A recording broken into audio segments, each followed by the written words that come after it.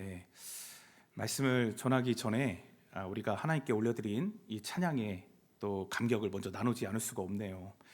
시니어 찬양대는 이미 일주일 전부터 모이셔가지고 이 곡을 위해서 얼마나 많이 그렇게 하나님 앞에 올려드리기 위해서 노력하시는지를 알고 있고, 다 나가셨네요. 엘피스 찬양 나가셨는데, 엘피스 찬양단 오늘 이 특주를 위해서 무려 제가 듣기로 한 1년 정도 준비하셨다고 그렇게 들었습니다. 네, 우리 하나님께 큰 영광이 됨을 믿습니다. 그러니까 이게 세상의 그 어떤 소리보다 오랜 세월 동안 믿음의 길을 걸어오셨잖아요, 그렇죠? 여러분의 삶이 녹아든 찬양이기 때문에 이게 참 큰 울림이 있는 것 같습니다.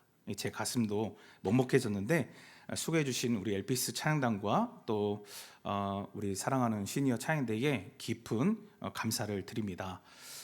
사랑하는 성도 여러분, 그동안 방학 동안 평안하셨습니까? 평안하셨죠? 근데 이번 겨울을 보니까 생각해 보니까 유난히 좀 많이 추웠던 것 같습니다. 저도 1년 전에 2년 전이죠. 예, 이사를 해가지고 아주 따뜻한 집에서 아무리 추워도 반팔을 입고 지낼 수 있을 정도의 컨디션으로 잘 보내고 있는데요. 유난히 추웠어요. 우리 어르신들 혹여나 감기로 또 독감으로 고생하시는 것은 아닌지, 또 빙판길에 넘어지시지는 않을까 참 걱정도 많았습니다. 그런데 오늘 이렇게 밝고 또 건강한 모습으로 다들 이렇게 뵈니까 제 마음이 얼마나 놓이는지 모릅니다. 사실 우리 성도님들께 고백하자면 저도 지난 연말에 그 좀 육신의 연약함으로 쉽지 않은 그런 시간을 좀 보냈습니다.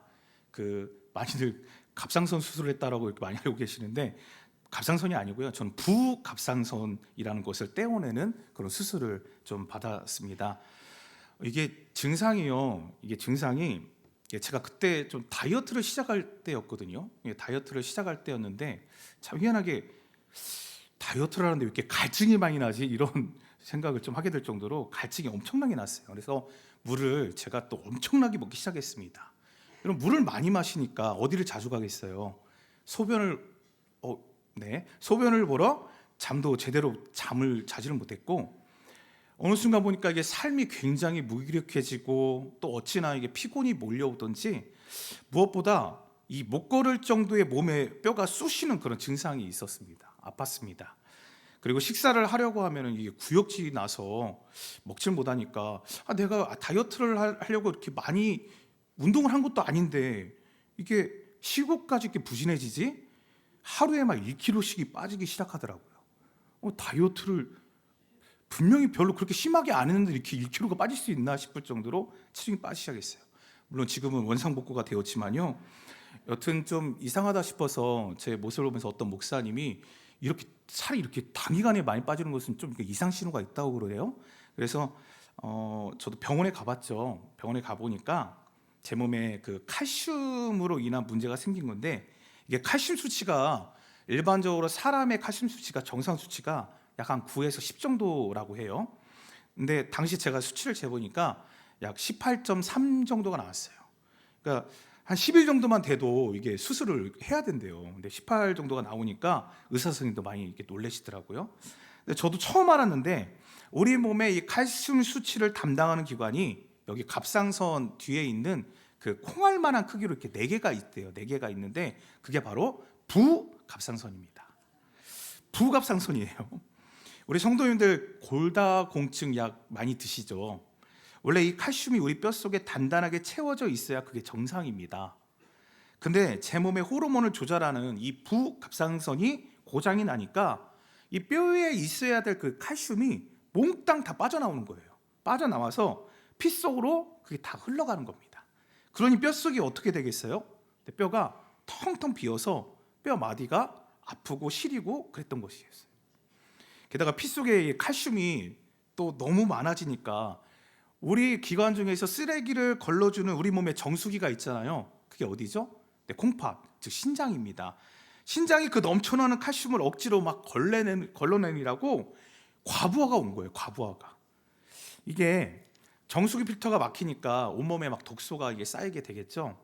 그리고 신장 기능이 떨어지니까 정말 이 손가락 하나 까딱하기 힘들 정도의 그런 극심한 피로가 몰려왔던 것이었어요. 그래서 신장 기능 치료와 부갑상선을 떼어내는 수술을 받고 2주 만에 퇴원을 했습니다. 빨리 12월 이제 성탄에 가까워서 빨리 퇴원하고 싶어서 바로 그 다음 날 어쨌든 막 퇴원을 했는데, 퇴원하고 그 다음 날 또 일어나니까 갑자기 몸에 막 마비 증상이 오는 거예요.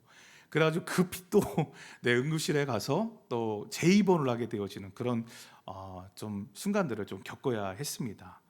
여러분, 제가 이 말씀을 드리는 건 병을 자랑하려고 말씀드리는 게 아니겠죠.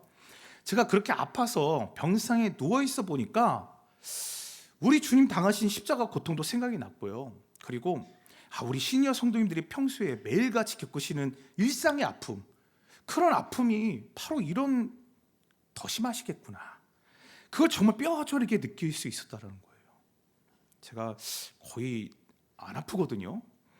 근데 신장이 안 좋아지셔서, 저도 신장이 안 좋아 보니까 신장이 안 좋으셔서 투석을 받고 계신 장로님도 생각나고, 또 신장 수치가 너무 떨어져가지고 신장 투석을 해야 되나 그렇게 고민하시는 장로님의 그런 고민들이 막 생각이 났어요. 그리고 아이고 허리야, 아이고 무릎이야 하시면서도 그 무거운 몸을 이끌고 수요 예배, 새벽 예배, 주일 예배 자리를 지키신 우리 권사님들, 그 걸음이 얼마나 이게 눈물겨운 헌신인지를 알게 되더라고요.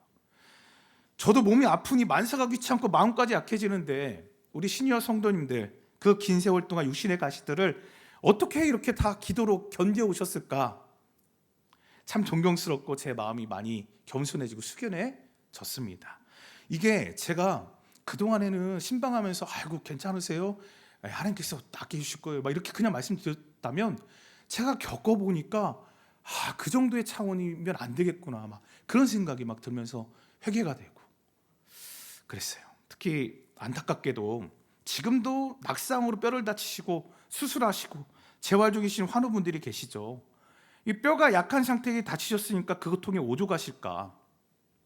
제가 뼈가 아파 보니까 그 마음을 이제야 조금이라도 알 것 같았습니다.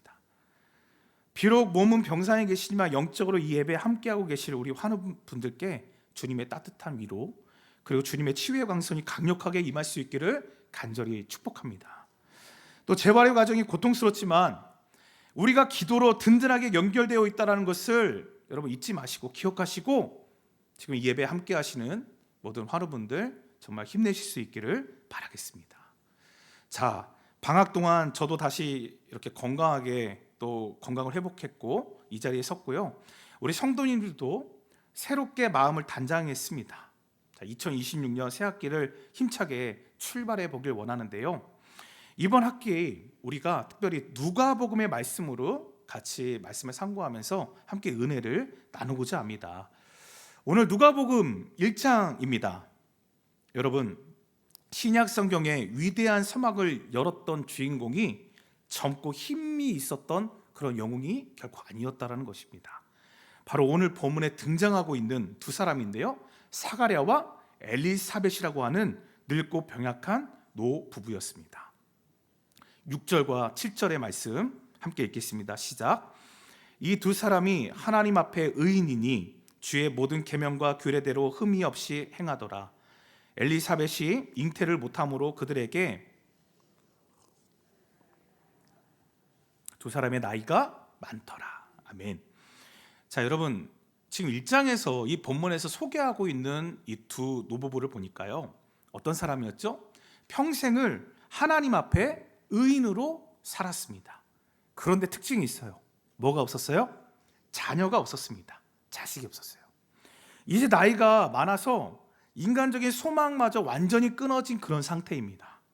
어쩌면 이 부부에게 소망하는 것이 있다면 그저 이대로 조용히 남은 인생, 그냥 편안하게 하나님 앞에 끝까지 그냥 사는 것일지도 모르겠어요. 우리 시니어 성도님들, 그리고 저도 이렇게 수술을 받고 회복하고 있지만 회복 중이시거나 병상에서 재활하고 계신 분들도 정말 때로는 이런 마음들 품으실 때가 많이 있을 것 같아요. 마음은 아직 그래도 괜찮은 것 같은데, 청춘인 것 같은데 관절이 아프고 여기저기가 자꾸 고장이 나고 이제 내가 다 됐나 보다, 내가 정말 교회에서도 그렇고 가정에서도 그렇고 짐만 되고 있는 것은 아닌가? 그런 한탄을 하시는 분들 계실지 모르겠어요. 여러분, 말씀 쓰면서 한 가지 그 이야기가 떠올랐어요. 뭐냐 하면 그 로키 산맥이나 알프스처럼 높고 험한 산에 올라가면 거기에 수목 한계선이라고 하는 나무가 자랄 수 있는 마지막 한계점이 있습니다. 그곳은 눈보라가 아주 매섭게 치고요, 기온이 너무 낮아요. 그래서 나무들이 온전한 모습으로 자랄 수가 없는 그런 환경입니다. 잎도 보니까 잎사귀도 제대로 맺지를 못해요. 몸통은 이리저리 뒤틀리고 그저 혹독한 추위 속에서 생존하려고 바닥에 바짝 엎드려 모진 겨울을 견뎌내게 됩니다. 근데 세계적으로 가장 아름다운 소리를 낸다는 스트라디바리우스, 이런 최고급 명품 악기를 만드는 장인들이요, 볕이 잘 들고 물이 풍부한 평지에 있는 그런 비옥한 나무는 쳐다도 보질 않는데요, 만들기 위해서. 대신 장인들이 어디로 가냐? 기어코 그 험한 산을 타고 올라갑니다. 바로 그 수목 한계선에서 모진 비바람과 뼈를 깎는 추위를 견디면서 자란 굽어진 나무를 베어 온다라는 것이에요. 장인들이 이 바이올린을 만들기 위해서. 여러분, 왜 이렇게까지 할까요? 이게 온실 속 화초처럼 자란 나무는 특징이 이 나이테가 넓고 무르다고 그래요. 근데요, 극한의 추위와 시련을 수십 년 견뎌낸 나무는요, 그 나이테가 상상할 수 없을 정도로 촘촘하고 매우 단단하다고 합니다. 바로 그 시련을 견딘 나무로 악기를 만들었을 때 비로소 세상 어떤 나무도 흉내낼 수 없는 정말 사람의 마음을 뒤흔드는 경이로운 소리를 만들어 낼 수 있다는 것입니다. 성도 여러분, 우리 육신 어떻습니까? 늙어갑니다. 늙어가고 있어요. 때로는 질병과 낙상이라는 모진 겨울 바람 같은, 몸이 뒤틀려지는 것 같은 그런 증상들이 우리 안에 있습니다. 근데요, 그렇다고 해서 우리 인생이 결코 초라해지는 것은 아니다라는 사실입니다. 오히려 그 수많은 세월의 시련과 눈물, 그리고 육신의 고통을 믿음으로 묵묵히 견뎌내신 우리 시니어 성도님들이야말로 하나님 보시기에 가장 아름답고 가장 기쁜 소리를 내는 스트라디바리우스보다 더 값진 그런 명품의 존재라는 사실을 여러분 기억하실 수 있기를 바랍니다. 오늘 본문에 등장하는 노부부 사가랴와 엘리사벳, 여러분 그들의 나이 많음이요, 그들의 나이는 결코 하나님의 일하심을 막는 장애물이 되지 못했다라는 사실입니다. 오랜 세월 어쩌면 그 시린 인생의 겨울 속에서 견뎌냈던 그들의 삶에 마침내 어떤 인물이 태어나게 됩니까? 요한, 침례 요한이라는 예수님의 길을, 예수님 오실 길을 예비하는 위대한 인물이 태어나게 되는 것이었어요. 여러분 본문 13절 함께 보겠습니다. 13절을 보십시오. 천사가 그에게 이르되 사가랴여 무서워하지 말라. 너의 간구함이 들린지라. 내 아내 엘리사벳이 내게 아들을 낳아주리니 그 이름을 요한이라 하라. 아멘. 자, 여러분 여기 보시면 천사가 사가랴에게 뭐라고 그랬죠? 사가랴여 무서워하지 말라 그랬습니다. 그리고 너의 간구함이 들린지라. 아멘. 여러분 이 말씀 가만히 묵상해 보면 사가랴가 젊은 시절에 정말 하나님 나에게 자녀를 주십시오라고 울부짖고 또 울부짖었다라는 것을 알 수가 있어요. 근데 야속하게도 하나님 아무 응답을 내리지 않았습니다. 나이가 들어가고 백발이 성성해지는데 사가랴는 스스로 그 기도 제목들을 지워버렸을지도 모르겠어요. 이제는 틀렸다, 이제는 끝났다, 늦었다. 여러분 당시에 자식 없는 거, 자식 못 낳는 거, 이거 굉장한 죄인 취급받던 문제, 시급한 문제였어요. 치명적인 문제였습니다. 대가 끊어진다는 것, 이거 상상할 수 없는 일이었어요. 네, 여러분 우리 하나님 어떤 분이십니까? 사람은 기도를 잊고 포기할지 몰라요. 근데 하나님은 결코 우리가 흘린 눈물을 절대로 잊지 않으시는 하나님이심을 믿으시길 바랍니다. 다시 13절 말씀에 너의 간구함이 어떻게 해요? 들린지라 말씀합니다. 들린지라. 네가 예전에 숱하게 눈물 흘리며 나에게 부르짖었는데 내가 그 기도 정말 시린 겨울을 다 견뎌낸 수목안개선 나무의 그 나이테처럼 사가랴, 너의 그 기도가 내 보좌 앞에 그렇게 촘촘하게 단단하게 상달되었다라는 하나님의 놀라운 선언이십니다. 믿으십니까? 우리 성도님들, 자녀들을 위해서 우리 교회를 위해서 수십 년을 엎드려 눈물로 기도해 오셨어요. 그런데 때로는 내가 이렇게 밤낮으로 기도해도 우리 자녀들, 우리 후손들 보니까 변화가 없어. 내가 이렇게 기도하는데 내 병은 왜 조금 좋아지는 것이 아니라 더 나빠지고 있는 것이지? 낫지를 않지? 내 기도가 허공을 치고 있나? 그런 낙심이 찾아올 때가 있었을 것이에요. 특히 병상에서 고통 중에 재활하시는 분들, 하나님 도대체 언제 응답하십니까? 언제 제가 회복될 것 같습니까? 막 탄식이 절로 나오실지도 모르겠어요. 근데요, 이 시간 여러분 분명히 기억하시길 바랍니다. 우리 교회가 2026년 새해 표어가 무엇인지 아십니까? 세상에 복음의 소망을 전하는 교회. 여러분, 이 표어, 이 가슴 뛰는 표어를 품고 시작을 했습니다. 이 위대한 생명의 역사가, 이 희망의 복음이 도대체 어디로부터 흘러가겠습니까? 바로 보이지 않는 곳에서 끊임없이 지금도 여전히 기도를 올려드리는 우리 시니어 성도님들의 무릎에서부터 시작된다는 것을 여러분 기억하시길 바랍니다. 성도 여러분, 여러분이 우리 제단에 엎드려 흘린 기도의 눈물은 단 한 방울도 땅에 떨어지는 기도가 없습니다. 여러분의 기도가 세월이 흐를수록 깊어지고 단단해져요. 마침내 하나님의 가장 완벽한 때에 이 엘리사벳의 태를 열으셨잖아요. 그런 것처럼 여러분의 삶과 가정, 그리고 우리 교회 가운데 기적 같은 응답으로 나타날 것이고, 또 계속해서 그러한 기도의 응답을 경험하게 되실 줄로 믿으시길 바랍니다. 이제 말씀을 정리하겠습니다. 사랑하는 성도 여러분, 노부부의 절망의 끝에서, 인생의 끝에서 마침내 침례 요한, 예수님의 길을 예비하는 구원의 역사가 시작이 되어졌습니다. 이제 2026년 1학기 우리는 다시 말씀의 은혜의 자리로, 누가복음의 은혜 안으로 깊이 들어갑니다. 육신은 비록 연약해지고 여기저기가 많이 아프고 쑤실 수 있어요. 그렇지만 여러분 안에 흐르고 있는 복음의 생명수는 결코 마르지 않는 줄로 믿습니다. 아멘. 여러분, 모진 겨울을 견뎌내고 하나님이 친히 다듬으신 가장 귀하고 아름다운 그러한 스트라디바리우스보다 더 값진 분들이 바로 저와 여러분들이세요.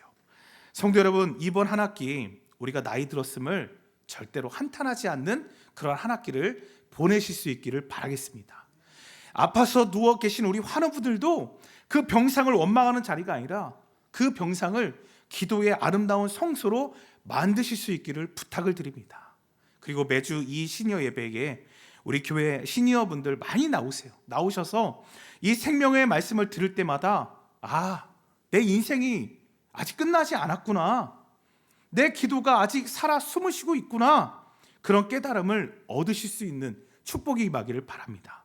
그래서 독수리처럼 힘차게 비상하시는 우리 이 한 학기를 정말 하나님의 응답을 받고, 여전히 나이가 들음에도 불구하고 우리에게 주신 사명이 있다는 것을 기억하면서 힘차게 나아가실 수 있는 저와 여러분 다 되실 수 있기를 우리 주님의 이름으로 간절히 축원합니다.